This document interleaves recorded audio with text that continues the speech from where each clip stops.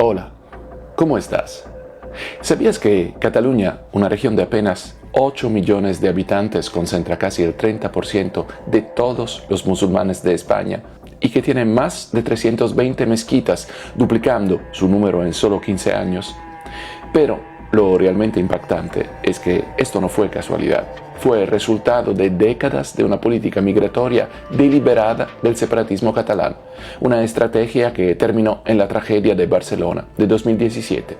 Hoy vamos a contar la historia completa, una historia incómoda que pocos medios se atreven a narrar, cómo el nacionalismo catalán prefirió traer musulmanes de Marruecos y Pakistán antes que latinos y las consecuencias devastadoras que esto tuvo.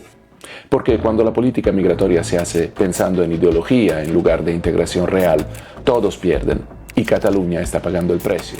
Antes de entrar en la historia, déjame decirte por qué esto te importa si eres latinoamericano. En Cataluña viven ahora mismo más de 728.000 latinoamericanos, colombianos, peruanos, venezolanos, hondureños, gente de toda América Latina que emigró buscando una vida mejor en Europa. Pero fíjate en este dato, aunque hay más latinoamericanos en total, el grupo extranjero más numeroso sigue siendo el marroquí con 241.000 personas. Y aquí viene lo brutal. 1 de cada 3 marroquíes que viven en España está en Cataluña. El 75% de los pakistaníes de España también viven allí. ¿Por qué?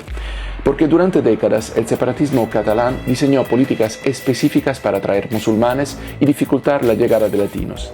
Mientras los latinoamericanos comparten idioma, religión mayoritaria, valores democráticos, eran vistos como una amenaza, como demasiado españoles y preferían gente que en teoría solo aprendería catalán y no tendría conexión cultural con el resto de España.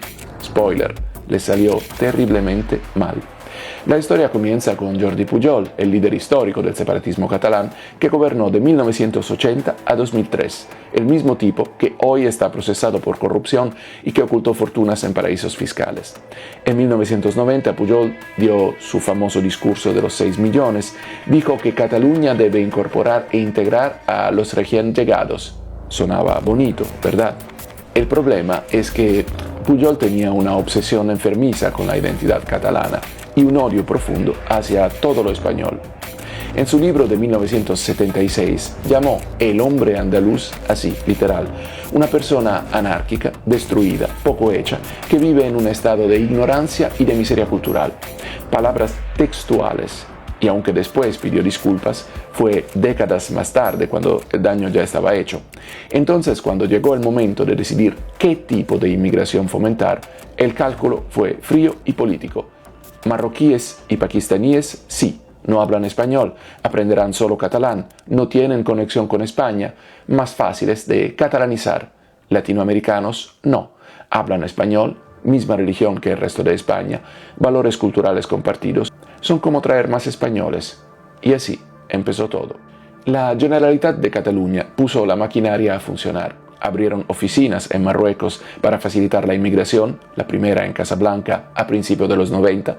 Firmaron acuerdos con el gobierno marroquí para contratar trabajadores en origen, priorizaron visas de trabajo para musulmanes sobre latinoamericanos, crearon el Consejo Islámico de Cataluña en el año 2000 como interlocutor oficial, otorgaron ayudas públicas masivas a asociaciones islámicas, permitieron que Marruecos enviara profesores para enseñar árabe y cultura marroquí en horario lectivo en 120 colegios catalanes, se dieron campos de fútbol municipales durante el Ramadán.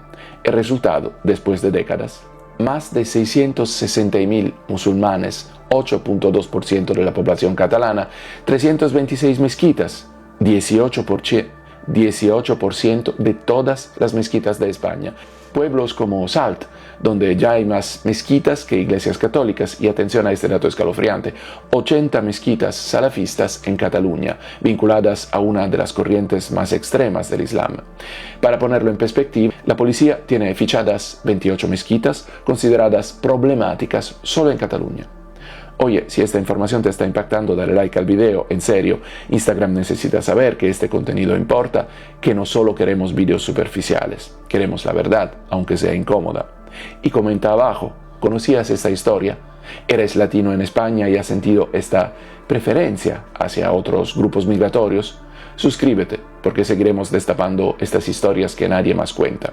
Y ahora volvamos al tema, porque viene lo más duro. 17 de agosto de 2017, las Ramblas de Barcelona. Una furgoneta embiste a decenas de personas. El resultado fue devastador.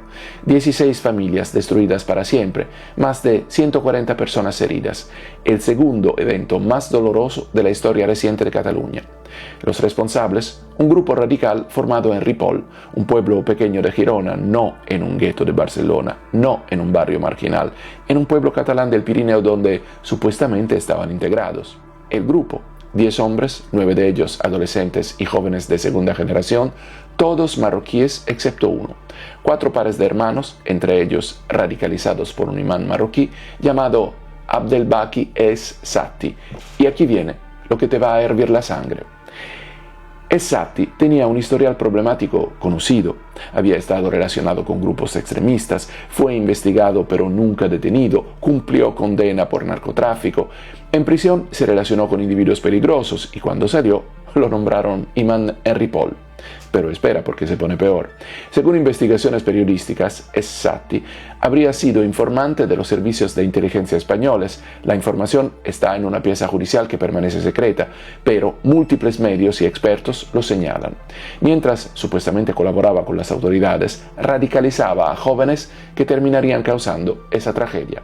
Durante 2 años, 2015-2017, este hombre adoctrinó a esos jóvenes, los metió en una de las corrientes más extremas del Islam, los preparó para lo peor, y nadie hizo nada. Los eventos de 2017 fueron solo la punta del iceberg. Las consecuencias de esta política son devastadoras. Seguridad. Cataluña concentra 1 de cada 3 detenciones relacionadas con extremismo en España, 80 mezquitas salafistas identificadas, 28 mezquitas bajo vigilancia policial directa, grupos activos que siguen operando. 2. Integración fallida, guetos establecidos en varios municipios, Salt, 42% de población extranjera, más mezquitas que iglesias, escuelas con altísima concentración de alumnado musulmán, sin recursos, barrios enteros donde la integración es casi imposible. 3. Reacción extremista, surge Alianza Catalana, partido de extrema derecha, xenófobo. Ya gobiernan en Ripoll, ironía total, donde ocurrió la radicalización. El separatismo creó el problema, otro separatismo xenófobo surge como solución. 4. Colapso político. 2024 el separatismo pierde el poder por primera vez en décadas. El PSC vuelve con Salvador Illa. Parte del voto perdido es por el descontento con la inmigración masiva. Y aquí está la pregunta del $1.000.000. ¿Qué hubiera pasado si en lugar de traer marroquíes y pakistaníes hubieran facilitado la llegada de latinoamericanos? Mira la diferencia. Inmigración latinoamericana, mismo idioma, español, comunicación inmediata, religión mayoritaria compartida, católicos, cristianos, valores democráticos occidentales, marco cultural similar por la historia colonial compartida, integración familiar más fluida. No hay barreras culturales insalvables. Inmigración marroquí-pakistaní, idioma completamente diferente, árabe, urdu, religión con cosmovisión distinta, Islam.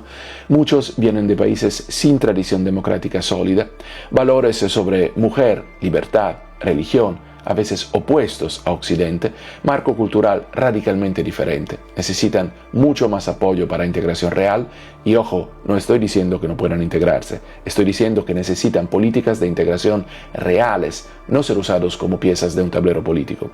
El separatismo catalán no les dio apoyo real, los usó, los dejó en guetos, les otorgó dinero a sus asociaciones, pero no invirtió en integración verdadera. Resultado, ni se integraron bien, ni sirvieron al proyecto separatista, ni Cataluña se benefició. Solo crearon bombas de tiempo social. La lección aquí es clara como el agua. La inmigración jamás puede ser una herramienta política. Cuando un país recibe inmigrantes, tiene que pensar en: ¿pueden integrarse realmente? ¿Se comparten valores fundamentales? ¿Se les dará el apoyo necesario? ¿Esto construye sociedad o la divide? No se puede elegir inmigrantes pensando en qué idioma no hablan o no tendría conexión con España.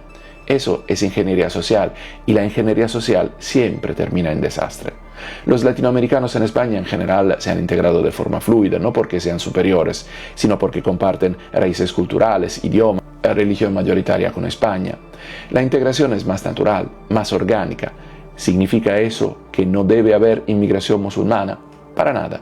Significa que cuando la hay, debe venir acompañada de políticas reales, de integración, no discursos bonitos, no dinero a asociaciones, sino educación, trabajo digno, mezcla social, respeto mutuo. El separatismo catalán hizo exactamente lo contrario. Creó guetos, financió el separatismo cultural dentro del separatismo político y, cuando todo explotó, se lavaron las manos. Cataluña pagará durante generaciones las consecuencias de esta ingeniería social. 17 de agosto de 2017, 16 familias destruidas, cientos de personas traumatizadas y una sociedad fracturada.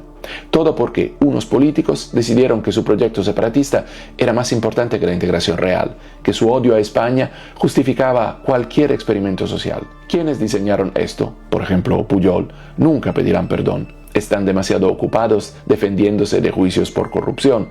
Mientras tanto, catalanes de verdad, de origen latinos, musulmanes, todos, viven las consecuencias día a día. La inmigración puede ser, una bendición cuando se hace bien, una maldición cuando se usa como arma política.